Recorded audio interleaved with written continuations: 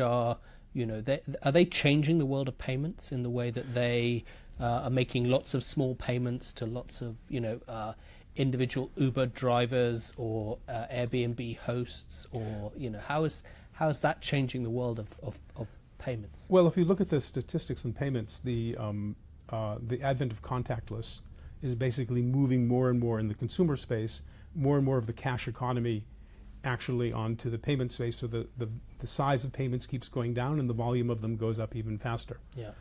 Uber, Airbnb, Lyft, all of these, Deliveroo, all of these services are sort of part of the same thing, which is actually pushing transaction volumes up, so you have processing issues, and pushing payment values down. Again, we're part of the business world, where you see very much some similar kinds of things in terms of mass payout, sites that have to pay thousands of people on a global basis all over the world. So I think you're moving to transaction volumes growing much faster than transaction values. So you're getting, which is then a decrease of the average transaction, which then has all sorts of processing issues and costing issues as you go forward. I want to ask you about Brexit, because Brexit's played had a significant impact on your company. And the day of the vote was a dramatic day in foreign exchange markets in the UK, and I think there were some payments companies that had to temporarily suspend their services. Yeah. But it raises interesting questions about the impact on your business and payments generally, cross-border payments in Europe, but also about the fintech industry here in the City of London. Can you talk a bit about that? Yeah, so my thinking on Brexit is when it first happened, I said, this will be fine, we'll figure it out. I've now gone to a sort of a less optimistic scenario. I think it's all about people and about the personal side. And I think, unfortunately, by the time we have analytic information, it'll be too late. So we'll have to operate on anecdotal information. I mean, the FT had an article this weekend about house prices going down around the Lycée in Kensington. And I've heard from other people I know, French people, that places in schools have opened up that you couldn't get. We think that the market for engineers has tightened. I think engineering salaries are going up.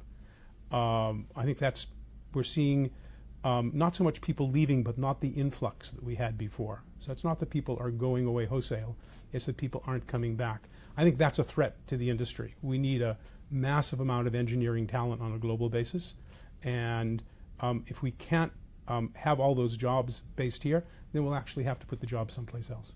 And we have to be, Currency Cloud is seriously thinking about that. We will have an office on the continent. We're not quite there yet in terms of the lack of passporting, but that will get there. Have you decided where you're going to base this alternative? Probably the Netherlands. We're looking at a couple of different places. We will then have to have engineers, but not only because of the regulatory issue, but because we see the arrivals coming down and the prices going up. So that we'll then have to have people in other places, because we won't necessarily be able to service them correctly in London.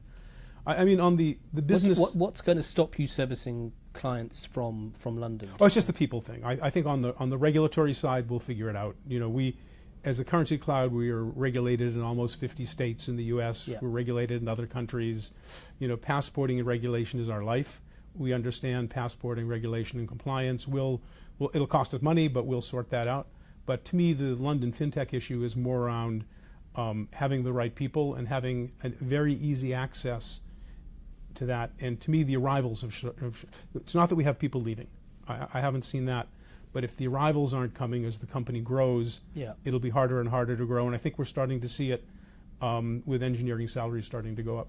So the salaries are going up because fewer people are coming. Yeah, it's anecdotal. Again, the market's tightening. By the time we have the real data, it'll be too late. Yeah. So to me, it's anecdotal, but I've shared that with a couple of other companies as well, and they find the same thing. So I want to ask you about blockchain technology. Mm-hmm. There's a lot of hype around blockchain technology, particularly in the payments area, and cryptocurrencies, crypto assets, but also blockchain technology as an underlying technology that people say could revolutionize cross-border payments as well as other areas of finance. What's your your view on this, Mike? How do you see it so changing? I've been involved in distributed data questions as a technologist for quite some time. The cost of moving money is the cost of exchanging it, the cost of actually physically making the payment, and the compliance cost. If I look at where the costs are and what the currency cloud does, the real costs are in getting the compliance and the regulation right. So blockchain technology, interesting it is, and can solve lots of problems. I mean, I think the smart contract area is interesting, and I've heard a whole variety of other applications where security trumps speed. I mean, there are things like the Lightning Network, which can help make that go faster. But in terms of the payments world, we can move things at minimal cost right now, and we can move them close to instantaneously through financial mechanisms and through technology mechanisms. So whether blockchain can advance things there or not, I don't think so.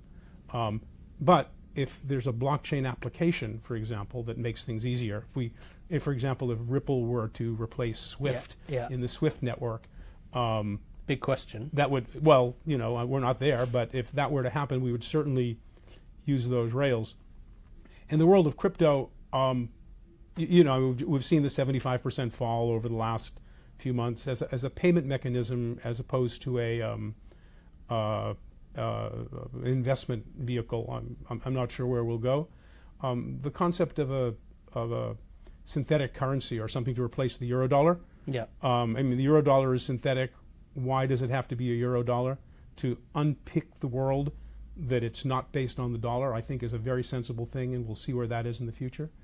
I think that's something that we're also at the beginning of. There's issues around, as we've seen, around Bitcoin security. Not so much the security of the individual transactions, but where your coin is. Yeah. That market is developing massively. Huge amounts of investment are going in based on the concept that there's going to be some crypto future where this synthetic currencies will be part, whether they're part of payments or investment or structures, I don't know, but I believe that that's the future. I'm not sure where it's going to go. Yeah, but a global cryptocurrency, you could see. Well, that. I don't believe, having dealt with central bankers and macroeconomics, the idea that countries will give up the control of their money supply at any large percentage, I think is, I don't think you're going to see that. But whether there'll be a crypto world where you can actually have a synthetic currency that eases certain kinds of transactions makes absolute sense. Okay. Let me ask you about cybersecurity. I got a question from Wendy Amexo, who asks, how do fintechs mitigate against cybersecurity risks, and will the security standards continuously evolve? So the most recent thing that we've been doing is on GDPR. Not exactly the same, but cybersecurity is really part of the same issue. It's how do we protect, the question is how are we protecting our customers' data, and how are we protecting our customers, in our case, because we're actually receiving funds, how are we protecting our customers' funds. Those standards will keep getting ratcheted up and up. Yeah, and the penalties if you get it wrong. Well, every time there's a breach, every time there's a breach somewhere, then the standards will be ratcheted up and up. There is a whole technology industry that's providing better and better cover at lower and lower prices on a continual basis. Again, if I look at with our company and other companies I'm involved with, GDPR has been a major focus. In fact, to me, it's more important these days in terms of what we do in small companies than a whole variety of other sort of regulatory issues. I think the date is in the middle of May. Surveys say that 70% of companies won't be ready. Yeah. Are you ready? Oh, we're ready. Oh God, we've put exhaustive amount of time and money. If you see the map of the places that we're connected and the places that we receive data from and send data to, in each of those has to be cleaned up. I can't tell you that my whole network is going to be ready, but I know that we're going to be ready. So again, every company has to be, anybody who's handling customer data has to be conscious of cybersecurity. Major place of investment, reg tech. There's an industry that's trying to service it. Yeah. There's lots to do. Yeah. Just maybe finally, we're almost out of time, Mike, but if I could just ask you, as someone who's been As I mentioned, I called you unfair, perhaps unkindly, a veteran, but somebody who's been It's all right. It's all right. It's grey, you know. the fintech industry for a long time and Yeah. seen a lot of changes already. How do you see the UK's position in the global fintech industry, and the future of the city of London, and our digital future? So I've been involved in fintech before it was called fintech, and both on the capital market side and now on the consumer and business side, the retail side, and the competitive advantages that London has, which is these massive back offices. Not just in London, but remember there's back offices in Poole and Brighton. Yeah. So there's a huge amount of banking back office in the UK. Plus, remember, the UK still is the world's leading place for foreign exchange in terms of where money has changed hands. Plus, all of the service industries that go along with that, whether it's design or engineering. So there's nowhere else in the continent that has those kinds of advantages. And I think the UK was sort of rocketing ahead as part of that. I think Brexit puts a bump in the road of that. Yeah. So I think the UK will continue to be the preeminent place. There'll be no other place that will be the Brexit, the fintech leader. No. But the advantage that the UK, it advanced of all of those places, is going to start to shrink. And that's largely because of the talent question. I think it's a talent rather than regulatory obstacles. Well, at least for the fintech side, I think we'll sort out the regulatory obstacles as well as the banks will sort out the regulatory obstacles. But I think, to me, the worry on the fintech side, which is fueled by talent coming from, in our case, all over Europe. Yeah. You know, you're in the U.S. and Silicon Valley; it's all over the world. Once you start to have some reluctance on that fuel, then it sort of introduces an uncertainty into the process.